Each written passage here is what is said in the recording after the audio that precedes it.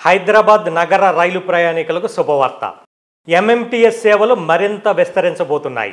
కేంద్ర రైల్వే మంత్రి అశ్విని వైష్ణవ్ కీలక ప్రకటన చేశారు. హైదరాబాద్ నగర ప్రజా రవాణా వ్యవస్థలో ఎంఎంటీఎస్ ట్రైన్లు కీలక భూమిక పోషిస్తున్నాయి. ప్రతిరోజు వేలాది మంది ఉద్యోగులు, విద్యార్థులు, వ్యాపారులు, కార్మికులు తక్కువ ఖర్చుతో ప్రయాణించే ఈ సేవలు మరింత విస్తరించబోతున్నాయి. కేంద్ర రైల్వే మంత్రి అశ్విని వైష్ణవ్ ఇటీవల లోక్సభలో మాట్లాడుతూ హైదరాబాద్లో 1169 కోట్ల విలువైన ఎంఎంటీఎస్ ప్రాజెక్టు వేగంగా జరుగుతున్నట్లు వెల్లడించారు. రాష్ట్ర ప్రభుత్వం ఇప్పటికీ 279 కోట్ల వాటా చెల్లించాల్సి ఉందని తెలిపారు. హైదరాబాద్ పరిధిలో మొత్తం 82 కిలోమీటర్ల పొడవైన 6 ప్రధాన రైల్వే మార్గాలను ఎంఎంటీఎస్ ప్రాజెక్టులో చేర్చారు. ప్రస్తుతం వేగంగా అభివృద్ధి చెందుతున్న మార్గాల్లో గట్కేసర్ మౌలాలి, ఫలక్నామా ఉబ్దానగర్, సనత్ నగర్ మౌలాలి బైపాస్ లైన్, తెల్లాపూర్ రామచంద్రాపురం కొత్త లైన్, మేడ్చల్ బొల్లారం డబ్లింగ్, సికింద్రాబాద్ బొల్లారం విద్యుదీకరణ ఉన్నాయని మంత్రి వెల్లడించారు.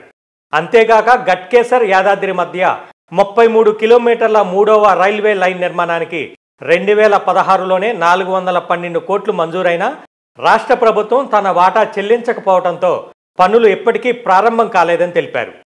కేంద్రం నుంచి ఇప్పటికే అనేక రైల్వే అభివృద్ధి పనులకు నిధులు విడుదలయ్యాయని, రాష్ట్ర ప్రభుత్వం వాటాను సమయానికి చెల్లిస్తే మరింత వేగంగా ఈ ప్రాజెక్టులు పూర్తి చేయగలమని స్పష్టం చేశారు.